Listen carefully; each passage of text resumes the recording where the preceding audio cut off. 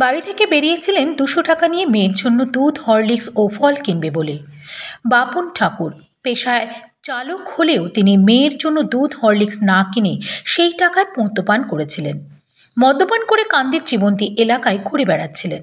কান্দি থানার আইসি মৃণাল সিনহা রাস্তা দিয়ে যাওয়ার সময় তার গাড়ির সামনে দুর্ঘটনার সম্মুখীন হয়েছিল বাপন ঠাকুর। পরে কান্দি থানার আইসির নজরে আসতেই তাকে তড়িঘড়ি নিয়ে আসা হয় কান্দি থানায়। দিনভর তাকে কান্দি থানায় আটকে রাখা হয়। অবশেষে মঙ্গলবার রাতে কান্দি থানার আইসি মৃণাল সিনহা তার সন্তানের জন্য হরলিক্স ও ফল কিনে তুলে দিলেন তার হাতে। এই অভিনব ঘটনার সাক্ষী থাকল কান্দি শহর। সকালবেলায় মদ খেয়েছিলাম, রাস্তায় পার হচ্ছিলাম, আইসি সাহেবের গাড়ি যাচ্ছিল, আইসি সাহেবের গাড়ির সামনে পড়েছিলাম। ফল হরলিক্স গুলো কার জন্য কিনে? আমাকে দিল।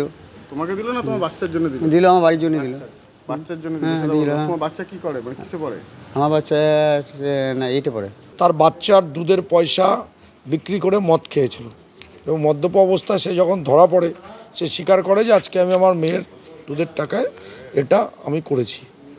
এবং এইটা দেখে আইসি সাহেবের খুব অনুশোচনা হয় এবং দুঃখ হয়। আইসি সাহেব দেখলাম তাকে পাশে বসিয়ে আমাদের সামনেই তাকে বোঝালো যে এটা তুমি করেছো ঘোরতর অন্যায়, এই শিশুটা তুমি জন্মগ্রহণ করিয়েছ এবং এর দায়ভার তোমার, এবং এই বাচ্চাটাকে যদি তুমি দুধ না দাও, খেতে না দাও, সে পয়সা তুমি যদি এইভাবে তুমি নষ্ট করো, মদ খেয়ে নাও, তোমার শরীরটাও চলে যাবে, বাচ্চাটাও বড় হবে না। আইসি সাহেব বাচ্চাটার জন্য দুধ কিনে দিলেন, ফল কিনে দিলেন এবং একেবারে পিতৃসুলভ মনোভাব নিয়ে ছেলেটিকে বাড়ি পৌঁছাবার ব্যবস্থা করলেন। এটা একটা অভিনব ব্যাপার। Bureau report, ITV network.